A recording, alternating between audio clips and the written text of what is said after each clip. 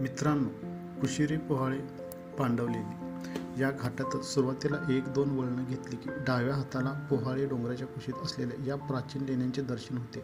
काही लोक म्हणतात की हे लेणी पांडवकालीन आहेत. इथं पुन्हा एकदा सांगावेसे वाटते, अचंबित करणारी कुठलीही गोष्ट पुरातन काळात असली तर लोक त्याला पांडवकालीन अशी उपमा देतात.